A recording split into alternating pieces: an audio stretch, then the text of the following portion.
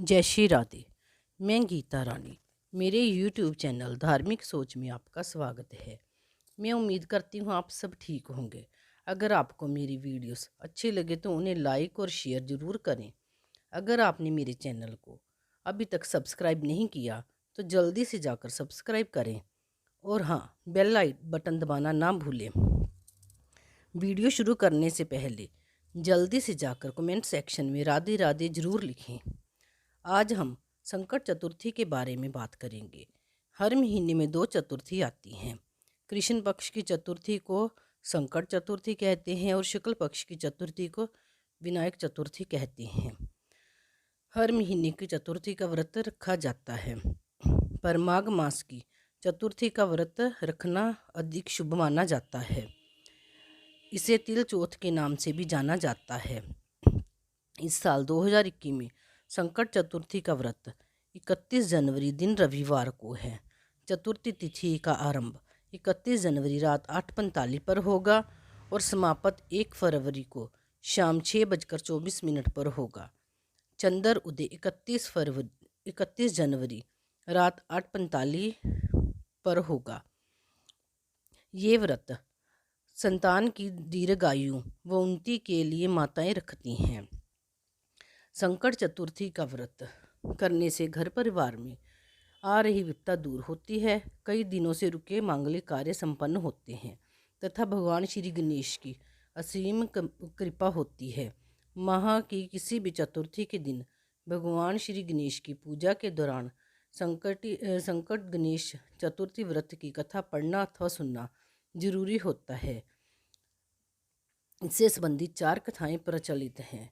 ये व्रत निर्जला किया जाता है और रात को चंद्र उदय होने पर अर्घ्य देकर व्रत का पारण किया जाता है।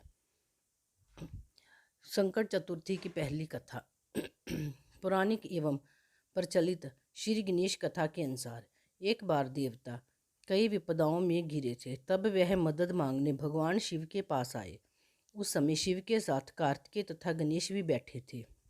देवताओं की बात सुनकर शिवजी ने कार्तिकेय व गणेश जी से पूछा कि तुम में से कौन देवताओं को कष्ट से निवारण कर सकता है। तब कार्तिकेय व गणेश जी दोनों ने ही स्वयं को इस कार्य के लिए सक्षम बताया।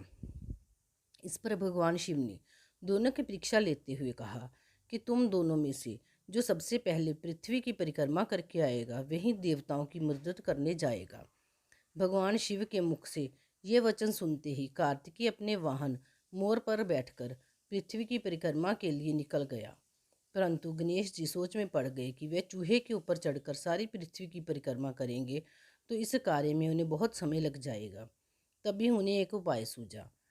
गणेश अपने स्थान से उठ गए और अपने माता पिता की 7 बार परिक्रमा करके वापस बैठ गए। परिक्रमा करके लौटने पर कार्तिकेय स्वयं को विजेता बताने लगे। तब शिवजी ने गणेश से पृथ्वी की परिक्रमा न करने का कारण पूछा। तब गणेश ने कहा, माता पिता के चरणों में ही समस्त लोग हैं। ये सुनकर भगवान शिव ने गणेश जी को देवताओं के संकट दूर करने की आज्ञा दी। इस प्रकार भगवान शिव ने गणेश जी को आशीर्वाद दिया कि चतुर्थी के दिन जो तुम्हारा पूजन करेगा और रात्रि में चंद्रमा को अर्घ्य देगा उसके तीनों ताप यानी दैहिक ताप, दैविक ताप तथा भौतिक ताप दूर होंगे। इस व्रत को करने से व्रतधारी के सभी तरह के दुख दूर होंगे और उसे जीवन में भौतिक सुखों की प्राप्ति होगी। चारों तरफ से मनुष्य को सुख समृद्धि बढ़ेगी। पुत्र आदि एवं धन ऐश्वर्य की कमी नहीं रहेगी। गणेश चतुर्थी व्रत की दूसरी कथा। एक समय की बात है, राजा हरिश्चंद्र के राज्य में एक कुम्हार था।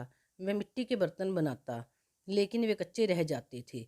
एक पुजारी की सलाह पर उसने इस समस्या को दूर करने के लिए एक छोटे बालक को मिट्टी के बर्तन के साथ आग में डाल दिया। उस दिन संकट चतुर्थी का दिन था। उस बच्चे की माँ ने अपने बेटे के लिए परेशान थी। उसने गणेश जी से बेटे की कुशलता की प्रार्थना की।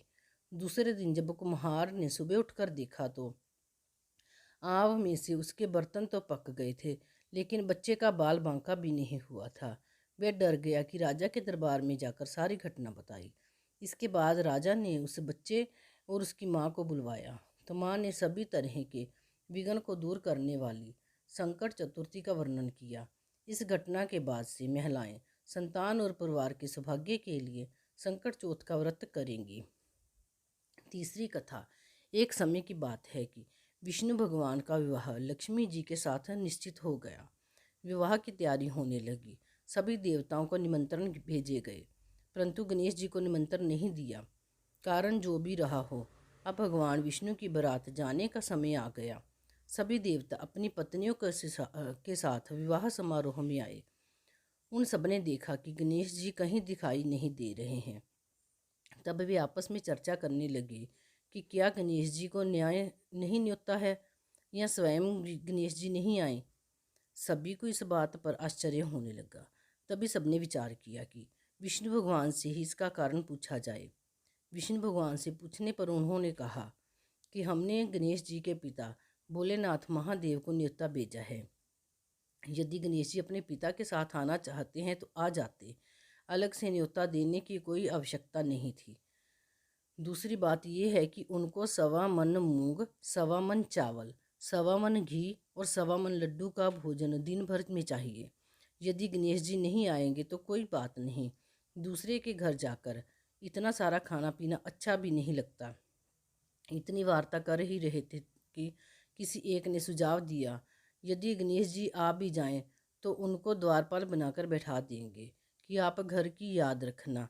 आप तो चूहे पर बैठकर धीरे धीरे चलेंगे तो बारात से बहुत पीछे रह जाओगे।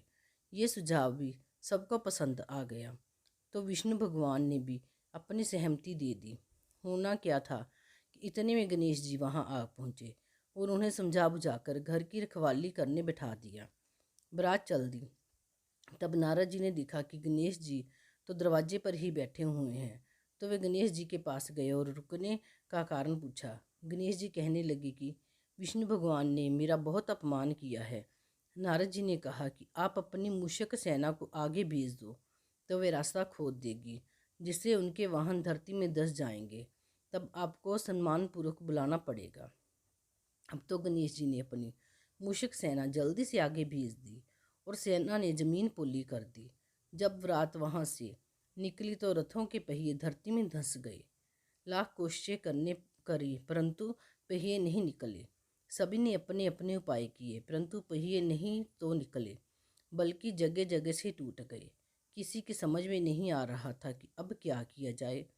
तब तो नारद जी ने कहा, आप लोगों ने गणेश जी का अपमान करके अच्छा नहीं किया। यदि उन्हें मनाकर लाया जाए तो आपका कार्य सिद्ध हो सकता है और ये संकट टल सकता है। शंकर भगवान ने अपने दूत नंदी को भेजा और वे गणेश जी को लेकर आए। गणेश जी का आदर सम्मान के साथ पूजन किया। तब कहीं रथ के पहिए निकले। अब रथ के पहिए निकल गए परंतु वे टूट फूट गए, तो उन्हें सुधारे कौन। पास के खेत में खाती काम कर रहा था, उसे बुलाया गया। खाती अपना कार्य करने से पहले श्री गणेशाय नमः कहकर गणेश जी की वंदना मन ही मन करने लगा। देखते ही देखते खाती ने सभी पहिए ठीक कर दिए। तब खाती कहने लगा कि हे देवताओं, आपने सर्वप्रथम गणेश जी को नहीं मनाया होगा और ना ही उनकी पूजन की होगी, इसीलिए तो आपके साथ ये संकट आया। हम तो मूर्ख अज्ञानी हैं, फिर भी पहले गणेश जी को पूजते हैं, उनका ध्यान करते हैं। आप लोग तो देवतागण हैं, फिर भी आप गणेश जी को कैसे भूल गए। अब आप लोग भगवान श्री गणेश जी की जय बोल कर जाएं, तो आपके सब काम बन जाएंगे और कोई संकट भी नहीं आएगा। ऐसा कहते हुए बारात वहाँ से चल दी और विष्णु भगवान जी लक्ष्मी जी के साथ विवाह संपन्न कराकर सभी कुशल घर लौट आए। हे गणेश जी महाराज, आपने विष्णु को जैसो कार्य सारियो, ऐसो कार्य सबको सिद्ध कर जो। बोलो गजानन भगवान की जय। चौथी कथा। श्री गणेश चतुर्थी व्रत की पुरानी कथा के अनुसार एक बार भगवान शिव तथा माता पार्वती नर्मदा नदी के किनारे बैठे थे। वहाँ माता पार्वती ने भगवान शिव से समय व्यतीत करने के लिए चौपड़ खेलने को कहा। शिव चौपड़ खेलने के लिए तैयार हो गए, परंतु इस खेल में हार जीत का फैसला कौन करेगा, ये प्रश्न उनके समक्ष उठा। तो भगवान शिव ने कुछ तिनके एकत्रित कर उसका एक पुतला बनाकर उसकी प्राण प्रतिष्ठा कर दी और पुतले से कहा, बेटा, हम चौपड़ खेलने चाहते हैं, परंतु हमारी हार जीत का फैसला करने वाला कोई नहीं है। इसलिए तुम बताना कि हम दोनों में से कौन हारा और कौन जीता। इसके बाद भगवान शिव और माता पार्वती का चौपड़ खेल शुरू हो गया। ये खेल 3 बार खेला गया और संयोग से तीनों बार माता पार्वती ही जीत गई। खेल समाप्त होने के बाद बालक से हार जीत का फैसला करने के लिए कहा गया, तो उस बालक ने महादेव को विजय बताया। ये सुनकर माता पार्वती क्रोधित हो गई और क्रोध में उन्होंने बालक को लंगड़ा होने, कीचड़ में पड़े रहने का श्राप दे दिया। बालक ने माता पार्वती से माफ़ी मांगी और कहा कि ये मुझसे अज्ञानतावश ऐसा हुआ है, मैंने किसी द्वेष भाव से ऐसा नहीं किया। बालक द्वारा क्षमा मांगने पर माता ने कहा, यहाँ गणेश पूजन के लिए नाग कन्या आएंगी, उनके कहे अनुसार तुम गणेश व्रत करो, ऐसा करने से तुम मुझे प्राप्त करोगे। ये कहकर माता पार्वती शिव के साथ कैलाश पर्वत पर चली गई। 1 वर्ष के बाद उस स्थान पर नाग कन्या आई। तब नाग कन्याओं से श्री गणेश जी के व्रत की विधि मालूम करने पर उस बालक ने 21 दिन लगातार गणेश जी का व्रत किया। उसकी श्रद्धा से गणेश जी प्रसन्न हुए। उन्होंने बालक को मनवांछित फल मांगने के लिए कहा। उस पर उस बालक ने कहा कि हे विनायक, मुझ में इतनी शक्ति दीजिए कि मैं अपने पैरों से चलकर अपने माता पिता के साथ कैलाश पर्वत पर पहुंच सकूं और वे देखकर प्रसन्न हों। तब बालक को वरदान देकर श्री गणेश जी अंतर ध्यान हो गए। इसके बाद वह बालक कैलाश पर्वत पर पहुंच गया और कैलाश पर्वत पर पहुंचने की अपनी कथा उसने भगवान शिव को सुनाई। चौपड़ खेलने वाले दिन से माता पार्वती शिव जी से विमुख हो गई थी। अतः देवी के रुष्ट होने पर भगवान शिव ने भी बालक की बताए अनुसार 21 दिनों तक श्री गणेश जी का व्रत किया। इस व्रत के प्रभाव से माता पार्वती के मन में भगवान शिव के लिए जो नाराजगी थी वह समाप्त हो गई। तब ये व्रत विधि भगवान शंकर ने माता पार्वती को बताई। ये सुनकर माता पार्वती के मन में भी अपने पुत्र कार्तिकेय से मिलने की इच्छा जागृत हुई। तब माता पार्वती ने भी 21 दिन तक श्री गणेश का व्रत किया तथा दुर्वा फूल और लड्डुओं से गणेश जी का पूजन अर्चन किया। व्रत के 21वें दिन कार्तिकेय स्वयं माता पार्वती से आ मिले। उस दिन से श्री गणेश चतुर्थी का ये व्रत समस्त मनोकामनाओं की पूर्ति करने वाला व्रत माना जाता है। इस व्रत को करने से मनुष्य के सारे कष्ट दूर होकर मनुष्य को समस्त सुख सुविधाएं प्राप्त होती हैं। ओम गण गणपते नमः। ओम श्री गणेशाय नमः।